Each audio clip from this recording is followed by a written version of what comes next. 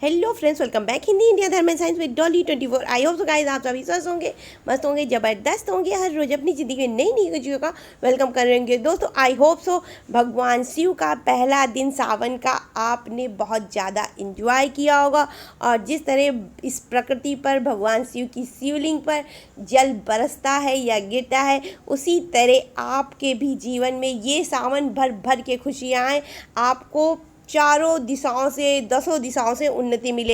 इसके अलावा आज हम बात करेंगे हर राशि अनुसार आप किस तरह से भगवान शिव की पूजा करें जिससे ये सावन आपका बहुत ही ज़्यादा अच्छा बन जाए, उत्तम बन जाए और आपको हर तरफ से कामयाबी मिले। और साथ में सावन के महीने में ऐसा आप क्या खाएं जिससे आपके पाचन तंत्र में किसी प्रकार की कमी ना आए, क्योंकि सावन के महीने में जलवायु में इतनी सारी अशुद्धियां आ जाती हैं जिसकी वजह से पाचन तंत्र अत्यधिक कमज़ोर हो जाता है और जिसकी वजह से हमें विभिन्न प्रकार की बीमारियों का सामना भी करना पड़ता है। परंतु ऐसा हम क्या खाएं या क्या नहीं खाएं जिसकी वजह से हमारा पाचन सही कार्य करे, किसी प्रकार की प्रॉब्लम ना आए, तो इसी पर चर्चा करेंगे गाइस। लेकिन उससे पहले अगर आपने मेरा चैनल अभी तक सब्सक्राइब ना किया हो तो प्लीज़ सब्सक्राइब माय चैनल। अब बात करते हैं राशि अनुसार किस प्रकार शिव जी की उपासना करें जिससे भगवान प्रसन्न हो के हमें सबसे पहले आते हैं मेष राशि। मेष राशि को जल में जो है बेल पत्र मिला करके नित्य प्रतिदिन जितने दिन सावन चल रहे हैं उतने दिन जो है शिव जी पर जल चढ़ाएं। और यदि आप रोज़ ये कार्य नहीं कर सकते हैं, आपके लिए करना मुश्किल है, तो कम से कम सावन के सोमवार आप शिव जी को जल के साथ में बेलपत्र अवश्य से अवश्य चढ़ाएं।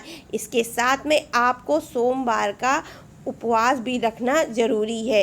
इसके बाद आता है वृषभ राशि। वृषभ राशि वालों के लिए ओम गौरी शंकराय नमः का जाप करना बहुत ज़्यादा ज़रूरी है और आप इसको अगर डेली नहीं कर सकते हैं, दिन भर नहीं कर सकते हैं, तो सोमवार के दिन ज़रूर से ज़रूर करें। इसके साथ में आपको भगवान शिव को पंचामृत चढ़ाना होगा जल के साथ में। और आप ये काम अगर रोज़ कर सकते हैं, आपके पास सुविधा है पंचामृत डेली बनाने की, भगवान को चढ़ाने की, तो आप डेली करिए। और अगर आप ये कार्य डेली नहीं कर सकते हैं, आपके पास कुछ समस्याएं हैं, तो कम से कम सोमवार तो ये कार्य आप ज़रूर करिएगा, जिसकी वजह से आपके जीवन की तमाम परेशानियां, कष्ट सब खत्म हो जाएंगे। पंचामृत में 5 चीज़ें पड़ती हैं: दूध, दही, घी, शहद और जो है मेवा।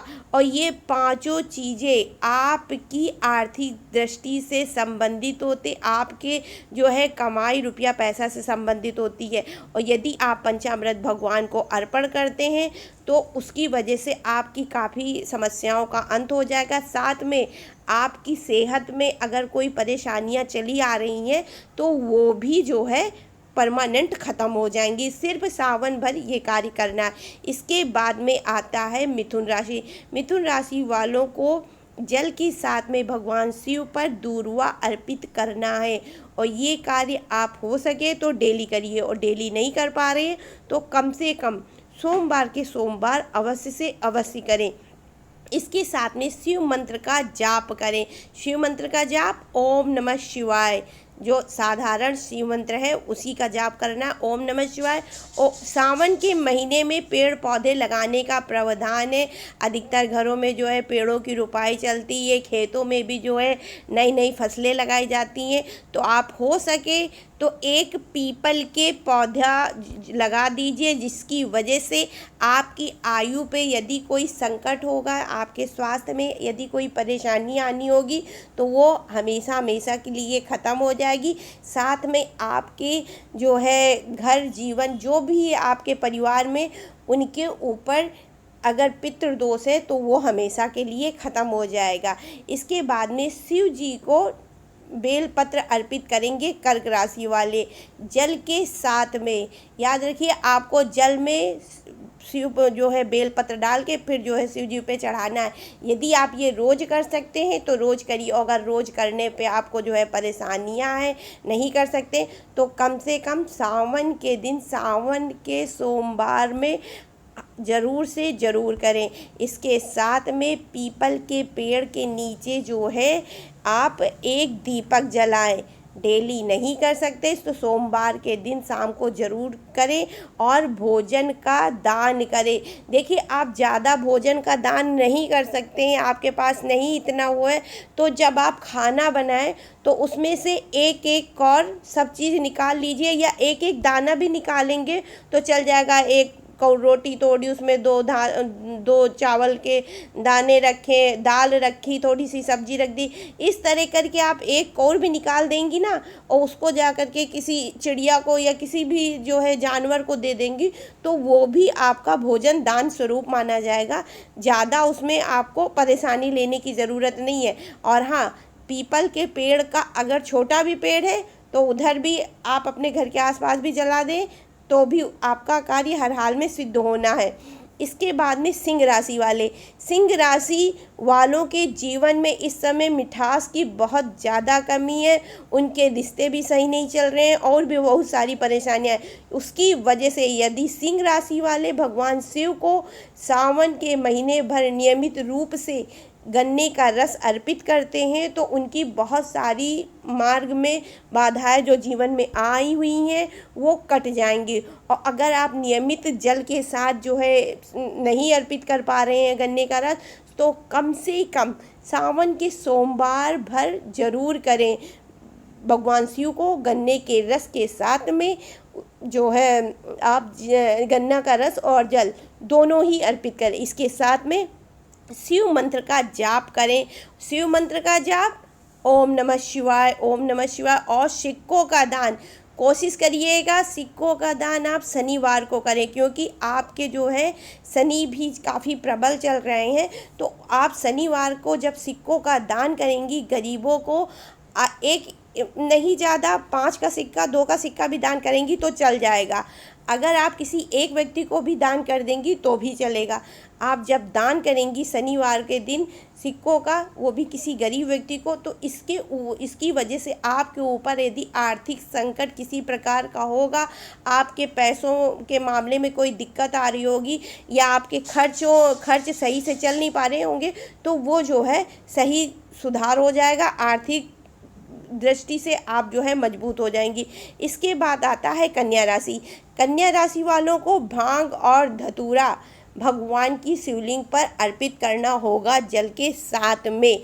इसके साथ में आप दीपक जलाएं सावन भर। और यदि आप सावन भर ये कार्य नहीं कर पा रहे हैं तो सोमवार सावन के सोमवार भर भी आप करेंगे, तो उसकी वजह से आपको बहुत सारी समस्याओं का जो आपको आए दिन जीवन में घटित होती है, कभी परिवार को लेकर के कभी मानसिक तनाव, कभी आपके व्यवसाय में, तो वो चीज़ आपका ख़त्म हो जाएगा। साथ में आपकी उन्नति के मार्ग भी जीवन में अग्रसर होंगे, उन्नति के रास्ते भी खुलेंगे। इसके अलावा आपको शिव पंचाक्षर स्तोत्र का जो है पाठ करना है।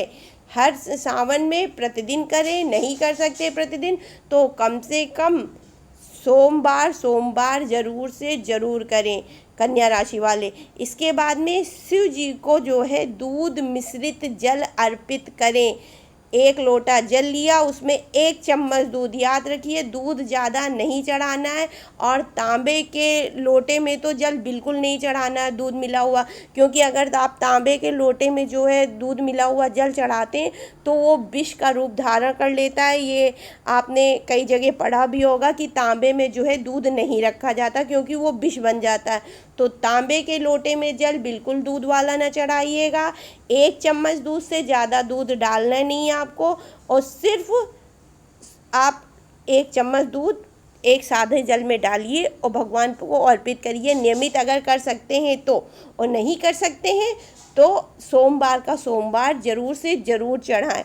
और इसके अलावा आपको सोमवार का उपवास भी रखना ज़रूरी है, क्योंकि तुला राशि वालों की इस समय जो है स्वास्थ्य की दृष्टि सही नहीं चल रही। उनके जो है शरीर में बहुत सारी परेशानियां हैं, कभी उनका बीपी वाला सिस्टम ख़राब हो रहा है, तो कभी सेहत में अत्यधिक जो है उतार चढ़ाव हो जाता है, कभी कोई परेशानी। मतलब इन लोगों का, तुला राशि वालों का इस टाइम जो है स्वास्थ्य काफ़ी गड़बड़ चल रहा है।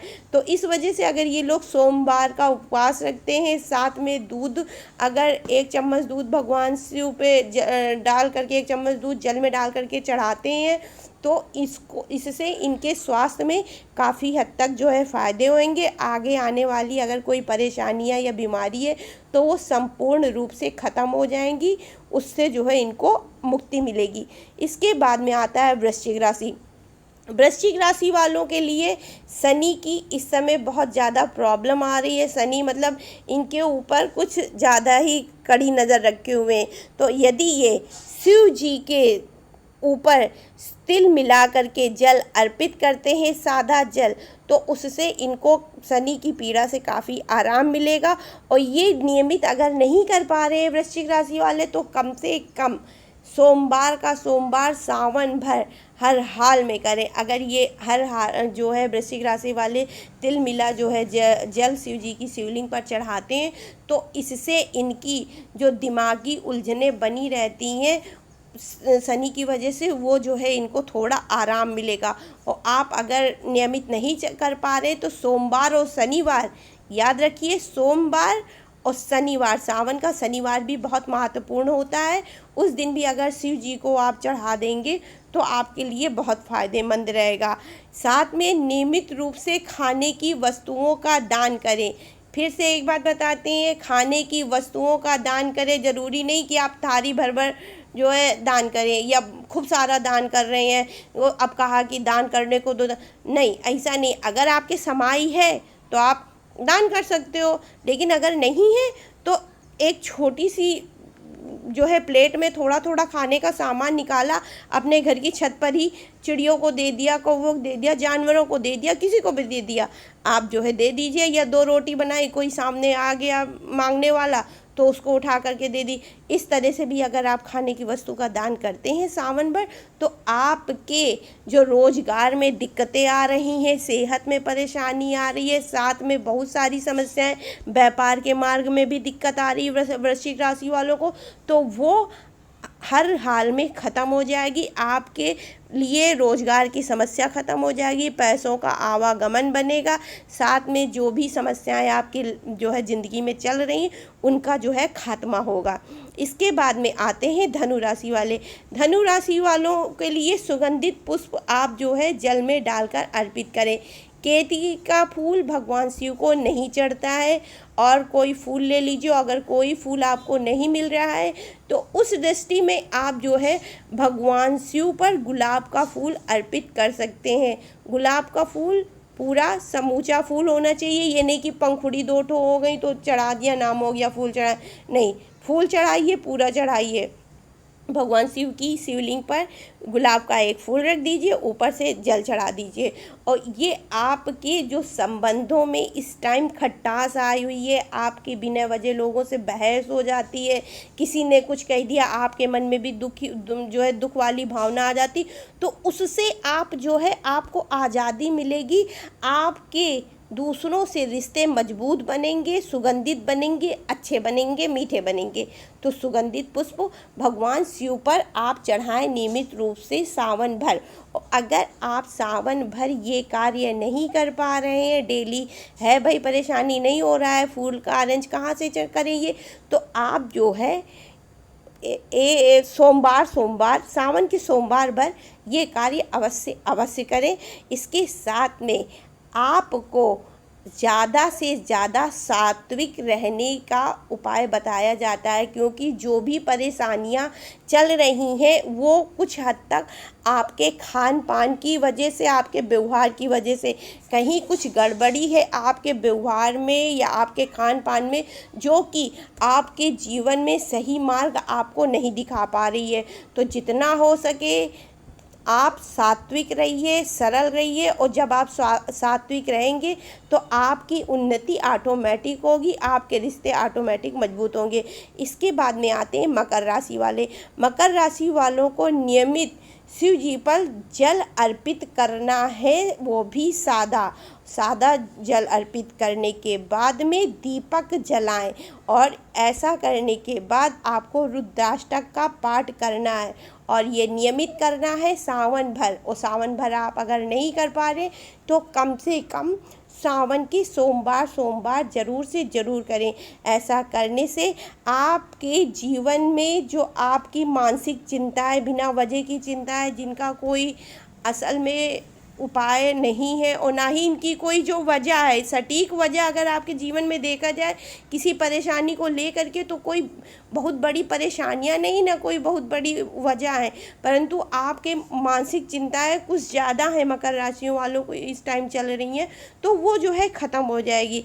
इसके बाद में कुंभ राशि वालों को नियमित रूप से भगवान शिव पर जल के साथ में चंदन चढ़ाना है। भगवान शिव पर सफ़ेद चंदन चढ़ता है। कुंभ राशि वालों के जीवन में देखा जाए तो इस समय जो है पैसों से लेकर के मानसिक जो है उलझने बनी हुई है, मतलब कोई ना कोई प्रॉब्लम आ रही है। ये पिछले 4-5 महीनों से कुंभ राशि वालों में कुछ ज़्यादा ही देखने को मिल रहा है, कभी कुछ आ रहा है, कभी कुछ आ रहा है। मतलब ये प्रॉपर एक तरह से जीवन व्यतीत करने की सोचते हैं कि अभी मुझे सही से रहना है, परंतु ये सही से रह नहीं पा रहे। तो ऐसी दृष्टि में भगवान शिव को जो है सफ़ेद चंदन चढ़ाया जाता है। इस वजह से आप जो है सफ़ेद चंदन भगवान की शिवलिंग पर लगा करके जल अर्पित कर दीजिए, और इसके साथ में बेल पत्र का पौधा लगवा दें। अगर असंभव हो तो आप अपने घर में लगवा दें, और नहीं घर में जगह है तो दरवाजे लगा दें, या किसी मंदिर या सड़क के किनारे भी लगा देंगे, तो उससे आपके जीवन की बहुत सारी समस्याएं खत्म हो जाएंगी। इसके बाद में आते हैं मीन राशि वाले। आपको शिव जी को दूध मिश्रित जल अर्पित करना है। फिर से वही बात, 1 चम्मच दूध जल के अंदर तांबे के लोटे से बिल्कुल न चढ़ाइएगा। और जो है आप ये नियमित नहीं कर पा रहे तो कम से कम सावन के सोमवार ज़रूर से ज़रूर करें, और साथ में भगवान शिव के पास जो है दीपक जलाएं।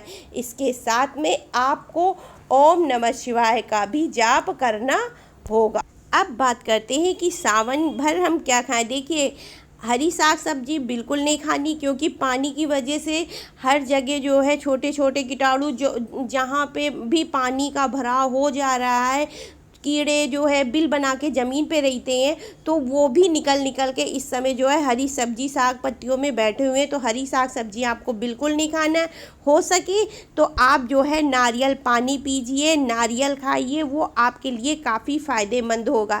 इसके अलावा मौसम का फल, जो भी इस समय मौसम का फल मिल रहा हो, जैसे जामुन है, आम है, संतरा है, अनार है, सेब है, और इसी तरह के फलों को खाना आपके लिए ज़्यादा उत्तम होगा, जो कि इस समय आपको बीमारियों से भी बचाएगा। अब सावन के महीने में जो है लीवर कमज़ोर होता है, सही कार्य नहीं करता है, तो ज़्यादा भोजन भी मत करिएगा। हो सके तो एक टाइम खाना ना खाओ तो बेहतर है। भाई स्वस्थ रहो, भले ही कम खाओ, दवाई खाने से तो अच्छा है कम खाओ।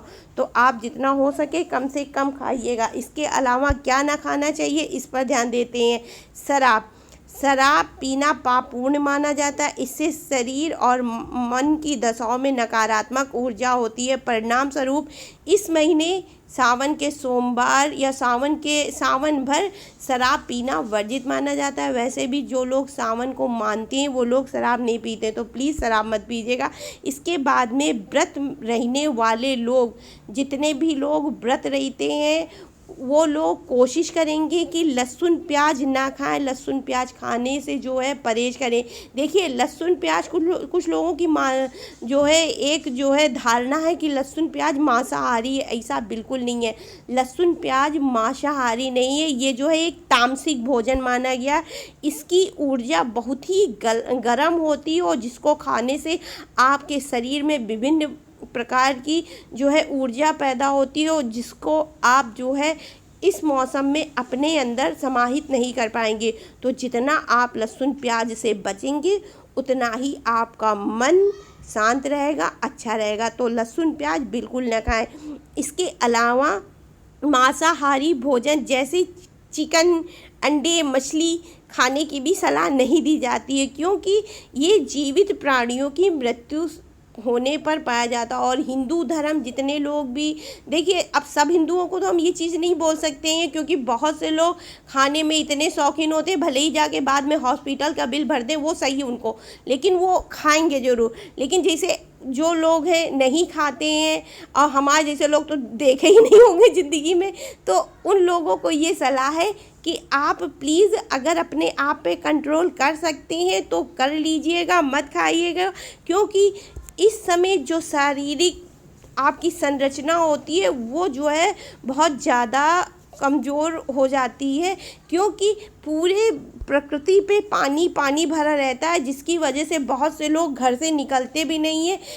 हम उन लोगों की बात नहीं कर रहे हैं जो बहुत ज़्यादा हाई फाई हैं, भैया 52 बीघा का घर है आराम से टहल रहे हैं। हम उन लोगों की बात कर रहे हैं जो साधारण है, जिनके पास 1-2 कमरे का घर है, एक कमरे से निकले दूसरे में बैठ गए, दूसरे निकले ज़्यादा से ज़्यादा काम करने गए, एक जगह बैठ गए, उसमें भी सब कोई तो मजदूरी नहीं करता है ना, बहुत लोग सामान्य परिवार के भी होते हैं, साधारण कमाई का।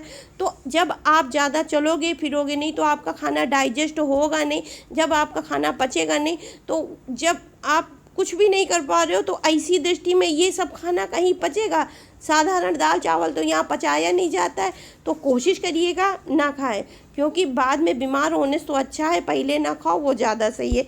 इसके बाद में हिंदू धर्म ग्रंथों में बैगन को शुद्ध वस्तु नहीं माना जाता है, जो कि आध्यात्मिक व धार्मिक अवसरों पर भी ये बात कही जाती है, और साथ में इसको अशुभ भी माना जाता है। और सावन के महीने में बैगन खाने से परहेज भी किया जाता है। लेकिन मेरे हिसाब से बैगन जो है बहुत ज़्यादा बादी होता है, बैगन खाने से आपका शरीर फूल जाता है। अब सावन के महीने में चारों तरफ जल भराव होता है, पानी भरा रहता है, जब इंसान साधारण चल फिर नहीं पाता है, जहाँ तहाँ मिट्टी कीचड़, अब घर में ना कोई अपने दौड़ सकता है ना रेस लगा सकता है, तो जब ऐसी दृष्टि में आप चल फिर नहीं पाएंगे तो बैगन बादी होता है, और उसको पचाने के लिए कम से कम आपको 1-2 किलोमीटर तो चलना ही चलना होता है। तो इस वजह से बैगन खाना भी सावन के महीने में मना कर दिया जाता है। इसके बाद में ज़्यादा मिर्च मसाले वाली चीज़ें नहीं खाई जाती, क्योंकि ज़्यादा मिर्च मसाला भी आपकी शरीर में अत्यधिक गर्मी ऊर्जा देता है, और जो कि आपकी स्वास्थ्य और सेहत और आपके पाचन के लिए बिल्कुल भी सही नहीं है। ये थी एक मेरी छोटी सी video. I hope so guys आपको ये वीडियो पसंद आएगी, और पसंद आई हो तो please like share and subscribe my channel. और मैं फिर से यही बोलती हूँ कि जैसे भगवान की शिवलिंग पर इस समय आप जल गिरता हुआ देख रहे हैं, इसी तरह आपके जीवन में खूब सारी खुशियाँ हैं। तो राधे राधे, हर हर महादेव।